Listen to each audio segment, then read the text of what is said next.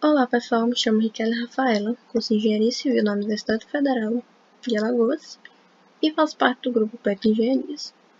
Hoje eu fiquei responsável por trazer uma pequena revisão do assunto torção de Mecânica dos Sólidos 2. Para a gente dar início à nossa revisão, a gente tem que entender um pouquinho a definição de torção.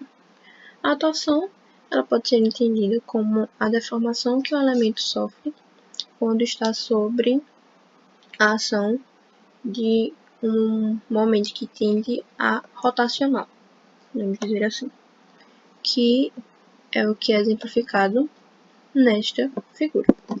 Se a gente traçar essa seção C e fazer um corte nessa seção, é possível perceber que o torque nessa seção BC vai fazer com que haja uma distribuição de tensão interna nessa minha seção C.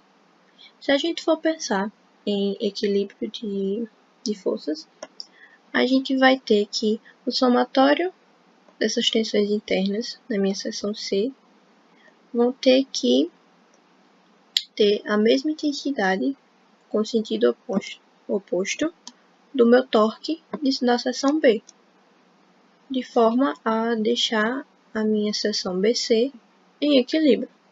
Dessa forma, esse somatório vai ser dado pela integral de ρ dF igual ao meu momento de torção interna. Sabendo que esse meu dF também pode ser entendido como tensão de cisalhamento vezes a minha unidade de área, eu posso reescrever o meu momento de torção interno como ρ vezes a tensão vezes a deformação diária. Deformação diária não, desculpa.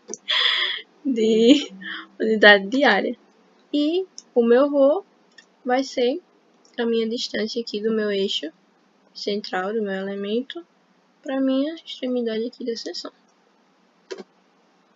Agora, se a gente for pensar em deformação, partindo aqui de uma parcela desse elemento aqui de comprimento L, se a gente pegar uma pequena parcela de raio ρ aqui, próximo ao centro desse meu elemento, e aplicar certo ângulo aqui de torção, nós vamos ter essa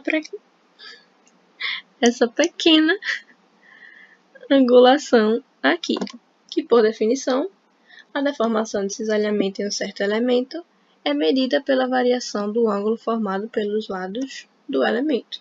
Ou seja, esse meu gama, que está sendo representado aqui nessa figura, vai ser a minha deformação de cisalhamento. E como nós podemos encontrar essa deformação? Aqui, se a gente aproximar aquela última imagem, nós vamos ver que o comprimento de arco aqui, de A a linha, ele pode ser calculado para valores pequenos de gama, como o comprimento vezes o meu gama. Ao mesmo tempo, ele também pode ser calculado pelo meu ângulo φ, meu ângulo de torção, vezes o meu raio aqui desse elemento, essa parcela do raio que aqui foi representada por ρ. Tendo essas duas equações aqui, que estão sendo representadas pelo mesmo arco, comprimento de arco, eu tenho como igualá-las. Assim, obtendo a minha equação da deformação em eixos circulares, onde eu vou ter aqui φ, que é a minha distância do eixo até a minha extremidade aqui da seção, o meu φ, que vai ser o meu ângulo de torção, e L, que vai ser o comprimento do meu elemento. Aí fica um questionamento. Para qual valor de ρ esta deformação será máxima? Essa deformação ela será máxima quando o meu valor de ρ for igual ao valor do meu raio, que aqui foi representado de C, como pode ser visto na imagem dos slides anteriores. Se eu fizer aqui uma pequena manipulação, onde eu vou passar aqui o meu C dividindo a minha deformação máxima e introduzir na fórmula de deformação, que a gente já tinha conseguido encontrar no slide anterior, eu vou ter uma nova fórmula para a deformação, só que agora em relação à minha tensão máxima, onde minha minha deformação máxima, onde eu tenho a deformação, vai ser igual ao meu ρ dividido pelo meu C, o meu raio, vezes a tensão máxima. E essa fórmula aqui vai nos ajudar a encontrar a nossa tensão. E como a gente vai fazer isso?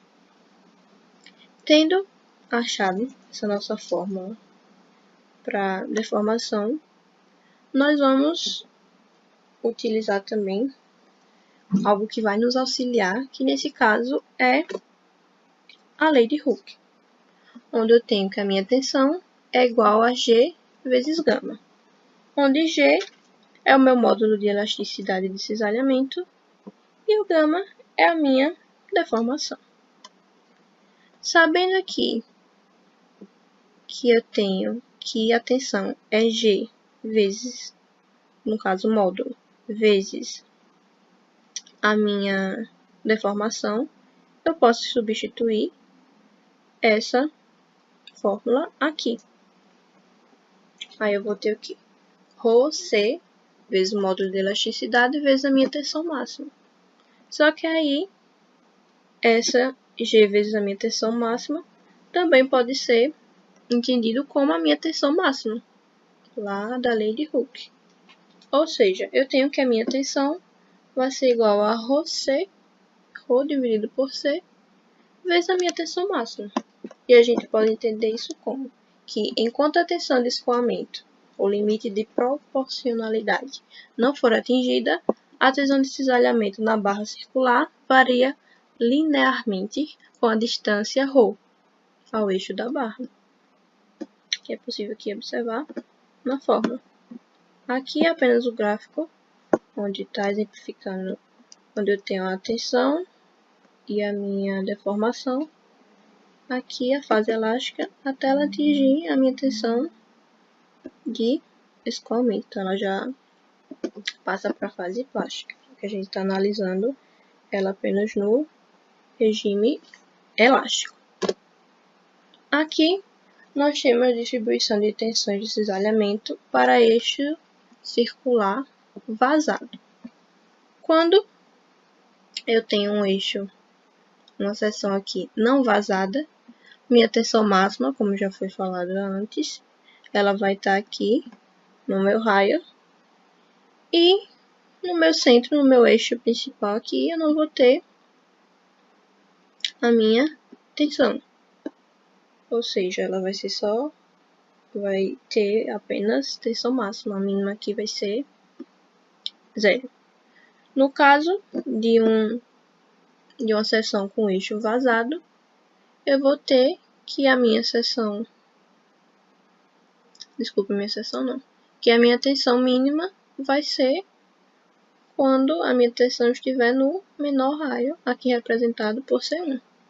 C1 vai ser o meu menor raio e o C2 vai ser o meu maior. Então, a relação vai ser que a tensão mínima é igual a a C1 sobre C2 vezes a tensão máxima, onde C1 é o meu raio menor, C2 é o meu raio maior. Agora, para a gente encontrar a nossa tensão máxima no regime elástico, nós vamos partir lá do momento de torção interno que a gente viu lá no primeiro slide. Se a gente entende que a minha tensão, como foi encontrado anteriormente, é igual a ρ sobre C vezes a minha tensão máxima, e substituindo na fórmula do momento de torção interna, eu vou ter que a minha tensão máxima, depois de fazer a resolução e as manipulações necessárias, eu vou ter que a minha tensão máxima sobre C vai ser igual à integral de ρ ao quadrado dA. Essa integral, ela é o nosso momento de inércia polar, o nosso J.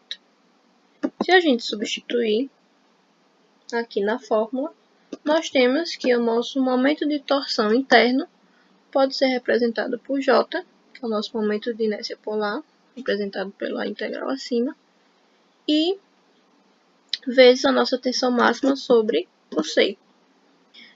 Se a gente fazer aqui as alterações necessárias, nós vamos ter que a nossa tensão máxima vai ser igual ao momento de torção interna vezes o nosso raio sobre o J, que é o nosso momento de inércia polar. Aqui, para ficar mais fácil de a gente entender, a gente vai ter que a nossa tensão máxima vai ser igual a Tc sobre J e que a nossa tensão vai ser igual a T sobre ρ, é sobre uma distância qualquer do eixo principal até a extremidade da minha seção, sobre J, nosso momento de inércia polar. Ou seja, essa aqui seria a tensão em um ponto qualquer. Aqui nós temos o nosso momento polar de inércia para uma seção circular vazada. A gente vai chegar nessa relação quando resolver aquela integral. Não trouxe o... Como é que eu posso dizer? O passo a passo até chegar aqui. Mas pra gente no momento é só o interessante é saber dessa fórmula. Então, aqui nós temos que a fórmula do momento polar de inércia para a seção circular vazada vai ser essa, onde π multiplica o raio maior ao quadrado menos o raio menor ao quadrado não, a quarta, menos o raio menor à quarta, dividido por 2. E, para uma seção circular cheia, o momento polar de inércia vai ser igual a π, C, que vai ser o raio da minha seção, elevado a 4 dividido por 2.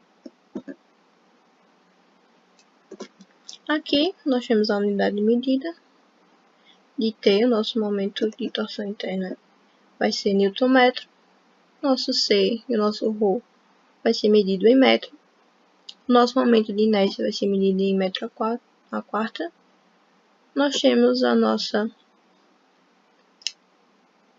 tensão, que vai ser medida Newton por metro a quarta, e o nosso gama e o nosso φ, que vão ser medidos em radianos. Agora, em relação ao ângulo de torção no regime elástico. Considerando inicialmente o caso de um eixo circular de comprimento L com seção uniforme de raio C, sabendo que a gente pode aplicar a lei de Hooke dentro do regime elástico e ter que aqui a lei de Hooke, como eu tinha mostrado anteriormente, que é o modo de elasticidade do efeito da deformação, pode ser escrito desta forma, em termos de deformação e tensão máxima, onde aqui eu isolei a deformação. Desse modo, sabendo também que a nossa deformação máxima é igual ao nosso raio vezes o nosso ângulo de torção sobre L, e que a nossa tensão máxima é Tc sobre J, fazendo a manipulação dessas equações, nós vamos ter que o nosso ângulo vai ser igual a TL sobre JG, ou seja, o nosso ângulo vai ser a multiplicação do nosso momento de tensão interna vezes o comprimento do meu elemento, dividido pelo momento de inércia, polar de inércia, vezes o módulo de elasticidade. E o φ vai ser expresso como vai ser expresso em radiano, como eu havia falado no slide anterior. No caso de problemas envolvendo vários momentos de torção, aplicados em vários pontos e várias seções transversais e ou materiais diferentes, é necessário substituir a equação anterior por um somatório, como é possível ver aqui. A nossa aula vai ficar por aqui. Na próxima aula desse assunto, a gente vai ter resolução de questões. E eu quero agradecer a quem ficou até o final do vídeo. E até a próxima.